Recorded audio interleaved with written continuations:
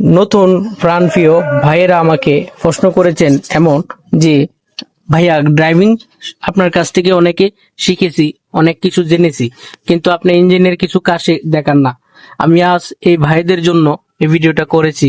এই মডেলের বাস হঠাৎ মিনি বাসের ইঞ্জিন সম্পর্কে আজ ভিডিও বানাচ্ছি আপনাদের জন্য, যে আপনারা যেন সহজে বুঝতে পারেন যে কিভাবে কি করতে হয়, ইঞ্জিনের কোন পাশে কি দিতে হয় আর ইঞ্জিনের কোন অংশ কিভাবে কাজ করে এই সম্পর্কে আজ আপনাদেরকে দেখাবো, দেখিয়ে দিব কোন পাশের নাম কি, কোন অংশ কি কাজ করে।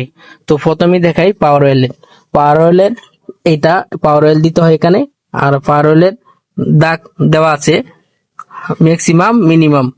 আপনারা যদি একটু খেয়াল করে দেখেন ম্যাক্সিমাম মিনিমাম কিন্তু করা আছে এখানে। এখানে ম্যাক্সিমামও দিতে পারবেন, মিনিমামও দিতে পারবেন, হঠাৎ এর নিচে যাওয়া যাবে না। যদি এর নিচে যায় তাহলে পাওয়ার মোটর কেটে যাবে।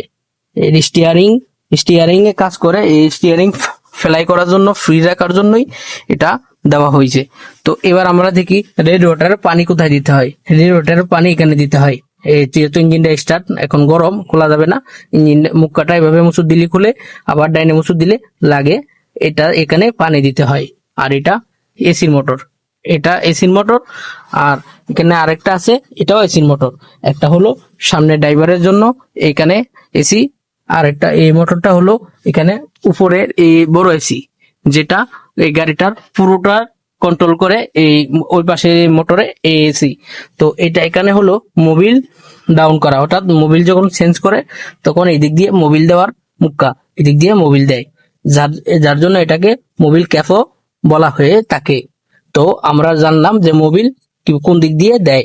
এবার মোবিল স্যাক কোন দিক দিয়ে করে, মোবিল কিভাবে স্যাক করে আমরা সেটা দেখব।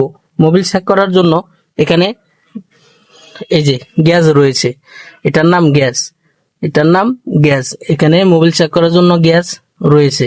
এভাবে টান দিয়ে বের করে তারপরে আপনারা মোবিল চেক করতে পারেন যে মোবিল ম্যাক্সিমাম আর মিনিমাম এখানে লেখা রয়েছে শেষ ভাগে, যেটা প্রথমে আপনাদেরকে দেখাইছি।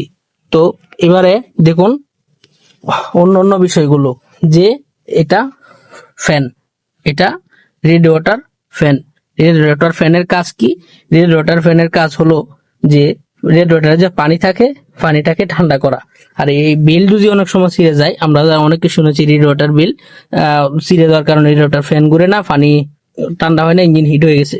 ফ্যান যদি ছিঁড়ে যায় তাহলে আপনার ইঞ্জিন ওভারহিট হয়ে যেতে পারে। আর রেডিয়েটরে সবসময় পানি দিয়ে ফুল করে রাখতে হবে। তো আজকের মতো এভাবেই শিখে নিলাম এই কাজগুলো। অন্য দিন আরো অন্যভাবে শিখবো। আরো গুরুত্বপূর্ণ কিছু শিখতে অবশ্যই লিখতে পারেন কমেন্ট বক্সে, আর আমাকে জানাতে পারেন যে আপনারা কি ধরনের ভিডিও চান।